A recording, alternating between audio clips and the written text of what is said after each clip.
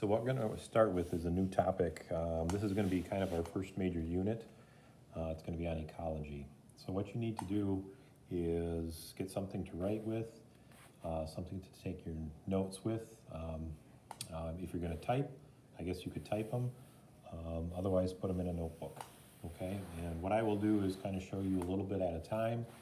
The nice thing about a video is you can pause it, write the notes that you need to, and then continue on. Okay, you will need these notes to do assignments, to study, and to do well on your tests or summatives that we're going to have on this. So it's important that you take good notes. Okay, so biology, ecology, we're going to talk about organization and relationships in an ecosystem. So the first definition that you should know is ecology is the study of the interaction of all living and non-living parts of an ecosystem. So we're going to take a look at the relationships between animals and plants, and animals and animals, and animals and plants in their environment. Okay, so it includes all the living and non-living parts of an ecosystem. Again, if you need to, go ahead and pause so you can keep up with the notes. So in an ecosystem, there are levels of organization, and we are going to use the Florida Everglades as an example to understand our levels of organization. Okay, so we're going to start with the smallest, and then we're going to get larger as far as we go with the levels of organization. Okay, and then I have a couple of examples on the bottom, a couple of pictures for us to visualize this. Okay, so the first one is going to be an organism. When we're talking about an organism, we're just talking about one individual living thing. So in our case, if we're talking about the Florida Everglades, then we're just talking about one alligator that's going to be present in the Florida Everglades. If we were talking about school, we'd be talking about one individual in school. If we take a number of those same species, the alligators, and put them together, then what we have is a population. So a population is defined as the group of the same species that lives in an area. So we would say all the alligators make up a population.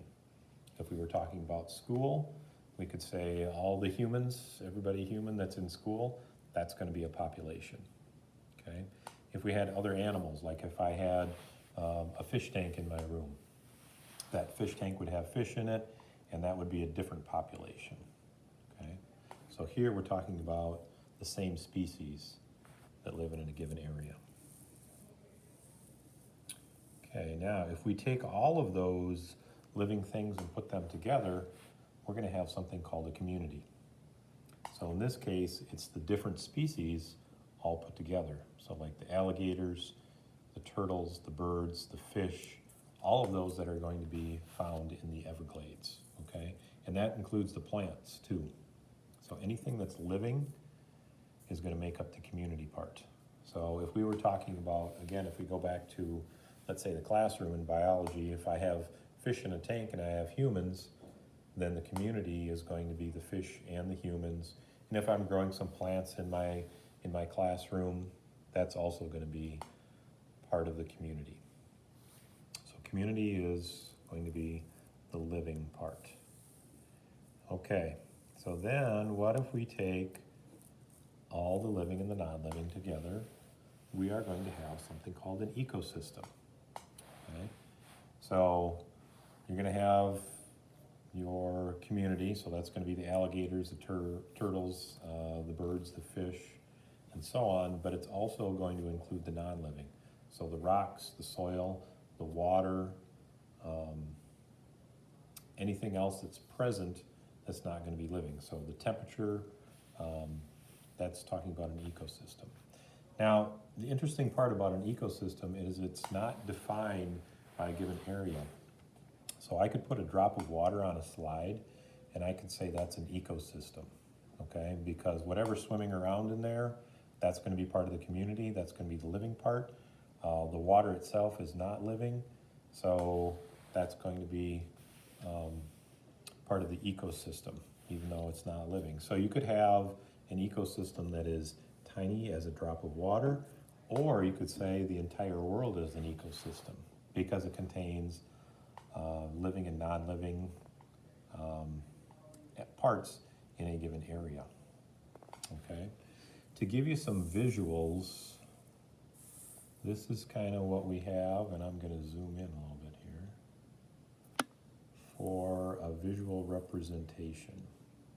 So a couple ways to visualize this would be, we have kind of a pyramid. So that represents the fact that we have an organism that's going to be singular. In this case, it's the fish. And then we take all those fish and put it together. We're going to get a population. Okay? Take different populations like the starfish and the jellyfish and our sea anemones, the coral, the crab.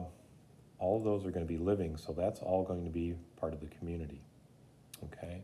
Now this one doesn't really show it, but this would include the living and the non-living. So if I put water in here, if I had some rocks in here, if I had something like sand is not living as part of our ecosystem, that would be this part. So you can see that we go from small, that's going to be the point, put them together, we get larger, which is going to be a population, put all the living things together, that's going to be a community, and then combine the living with the non-living, that's going to be an ecosystem. Another way to take a look at it, we have another example here, going from smallest to largest again. So we take a look at our elk, that's going to be an individual, an organism. We take a look at all the elk together, that's going to be a population. Here we take a look at the community in the area, so along with the elk you have moose, you have owls, you have the rabbits, you have the lynx or the bobcat, and all of the other plants also, okay? The ecosystem then is going to include the non-living, so you could include like the water by the bear, anything that's up in the atmosphere, the rocks that are going to be present, the soil, that's going to be part of the ecosystem. So again, we're going small, organism, population, community, ecosystem, to the largest.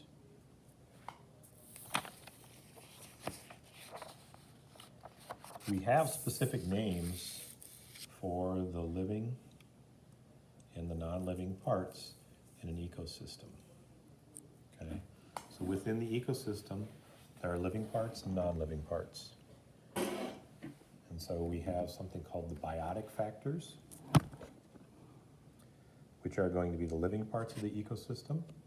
That's going to be like the plants, the animals, the bacteria.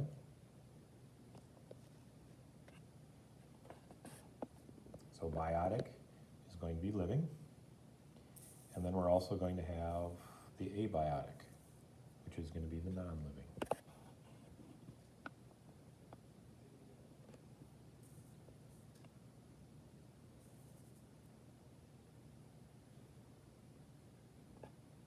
So the abiotic would be like the air, the temperature that we have, the water, the soil, the rocks, and the climate that's going to be present. So the last thing for the notes then, what's interesting about this is that all the biotic and abiotic factors are interrelated. So if you change a factor, or the factor is going to be removed, as we call it, it's going to impact the entire system, and it can affect the availability of other resources within that ecosystem. So what we're saying is the biotic, if you take out some biotic factors, like you take out some plants or you take out some animals because of disease, or maybe their habitat is destroyed, that's going to affect all the other organisms. Abiotic factors can work the same. So if you think about this, temperature is an abiotic factor. If you increase the temperature in a given area, then that's going to affect the living parts. It's going to affect the plants. If you don't have as much rain, not as much water, that's going to be an example of an abiotic factor.